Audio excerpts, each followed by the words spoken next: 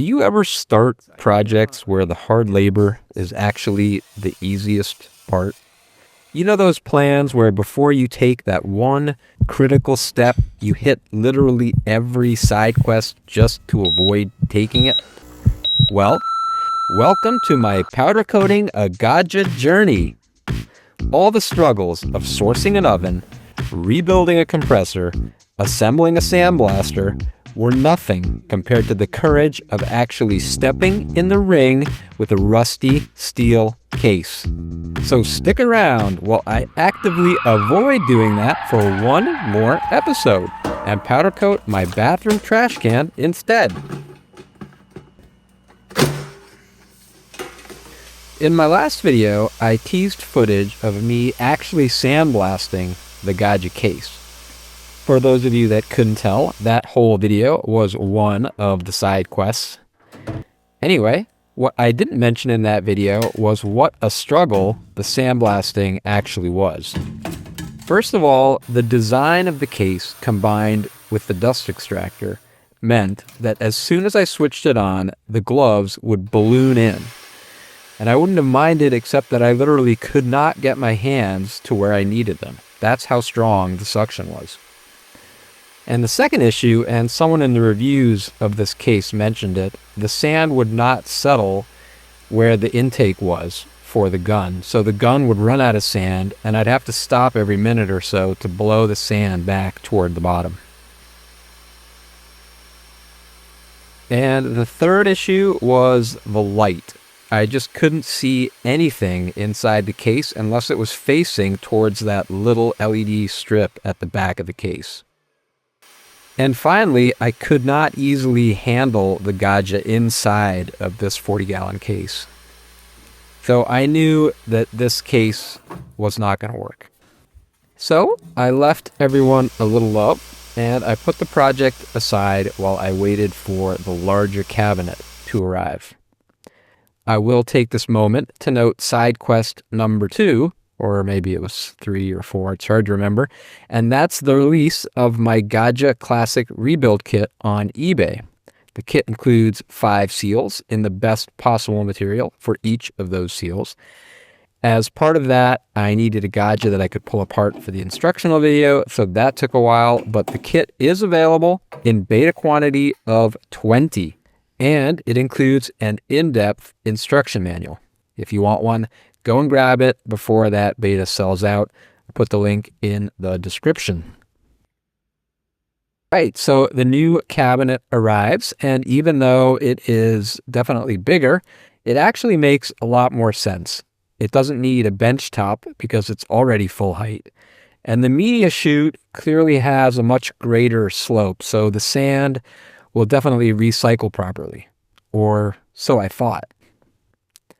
Anyway, I wasn't totally convinced, so I didn't return the smaller cabinet just yet, and that's going to come in handy later. So I put it together, and then it was time for side quest number 3. We're at 3 now, right? And that is the lighting. I could see that there was no way to work with the case lit like this. So, after looking into a few options, I picked up this 12-volt waterproof COB LED strip lighting. I did an initial test, and it was literally night and day.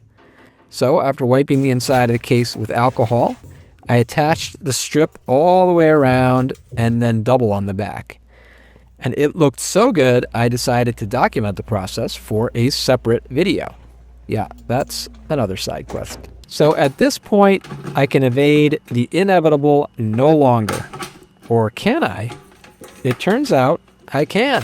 And so, for the final side quest before facing the boss battle, I decide to perform the process of powder coating from A to Z with this little blight of a trash can that I've been looking at for the past 5 years.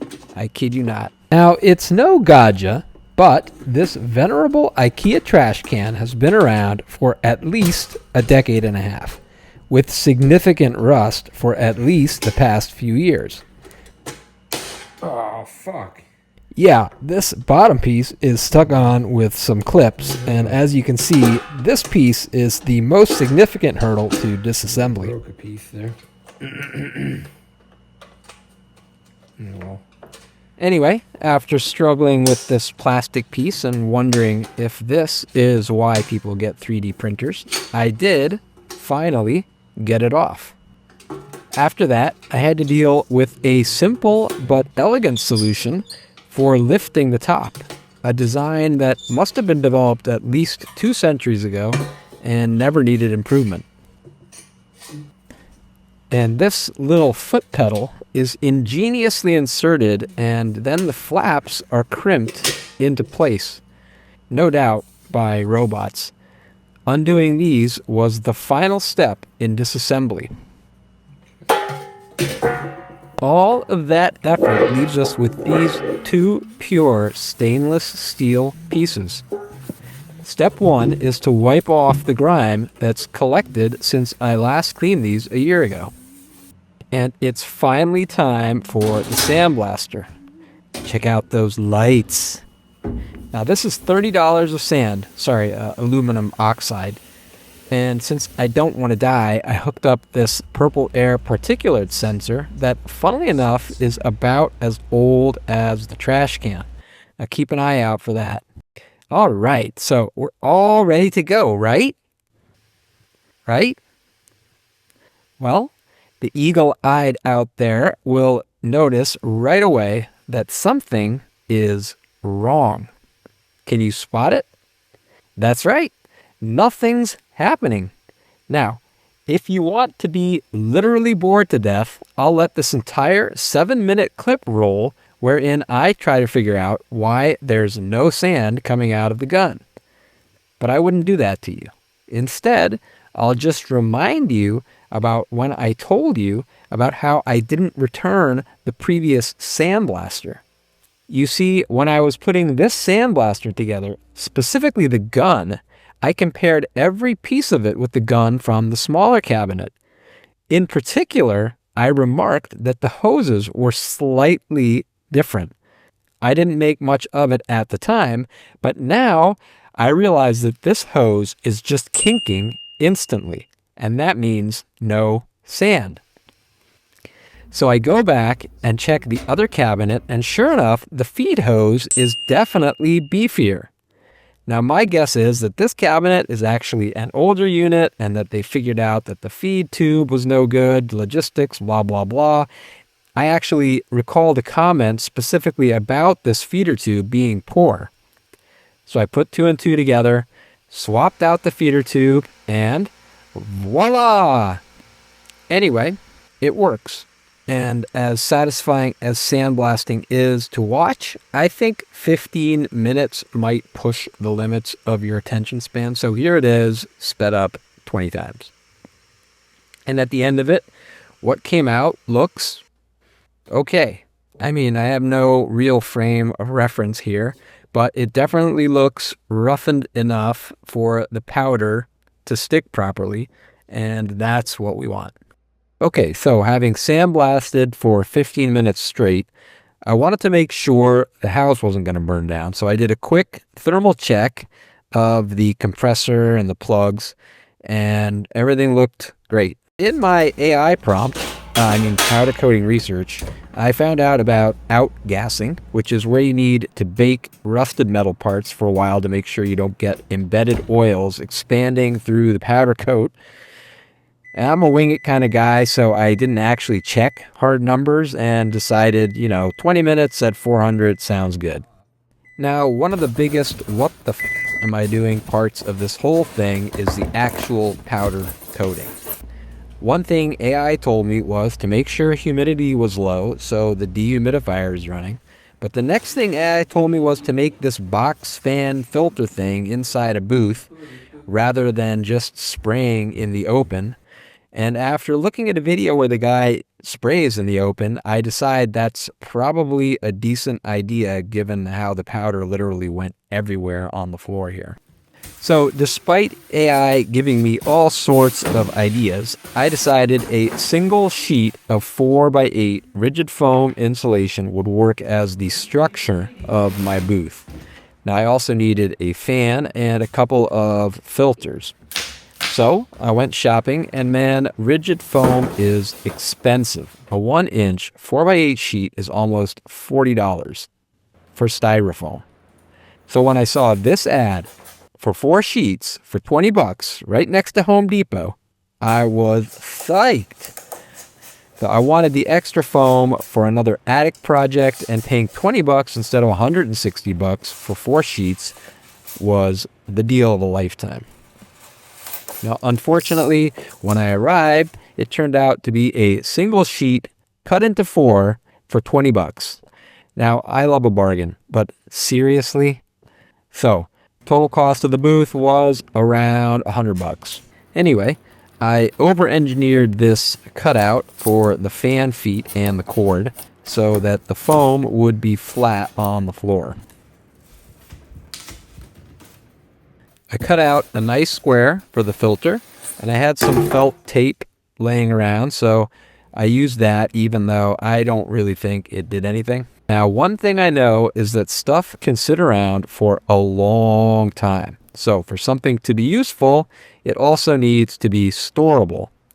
My out-of-the-box design decision to make sure I would be able to store this booth was to make a double hinge on one side so that I could fold this thing easily and slide it behind my shelf.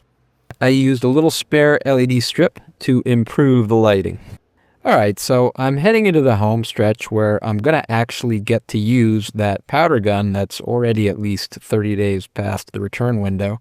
And as I use this high temp tape to make sure I don't powder coat the oven grate, I'm thinking about how this kind of perfectionism and caution can really stop you from getting things done. With me in particular, I realize that I often hold back for fear of screwing up. Hence, the side quests. I don't know. Maybe I'm just fishing to be sponsored by that mental health app. All right, it's finally time to put brush to canvas. I've mentioned before that I'm an artist, and I think every artist out there knows that the hardest thing to do isn't buying the paint or stretching the canvas. The hardest thing to do is showing up, throwing some pigment down, and making your mark. I remember teaching my nephew how to paint, and he was absolutely petrified of putting paint to canvas. And once he did, he couldn't stand what came out. So really, if you're not an artist, it means that the fear of making a mark has overtaken you somewhere along the way. So if you're watching this and you're stuck, then I encourage you to get some paint or some color or anything and just stick it to something else. Right here, I'm sticking powder to metal, but you might prefer sticking mud to straw or sticking videos to the internet. Whatever kind of synthesis you prefer, get out there and do it. And of course, every medium has its ins and outs. I'm making a few observations here as I powder coat this trash can. First, that the fan filter that I made isn't really doing that much, and powder is going over the top of the booth and everywhere else. Second, it's really hard to coat the tops and bottoms of things. Third, if you touch the gun to the metal, it sparks. And finally, if you do hover over the top, you're going to get clumps of powder that are going to end up on whatever you're coating. With all of that said, the whole point of art isn't to do the right thing, it's to do something. The most relaxing part of making something is the smooth sailing after the hard work is over. This trash can just needs to be placed carefully in the oven, where it needs to cure at 400 degrees Fahrenheit for 10 minutes.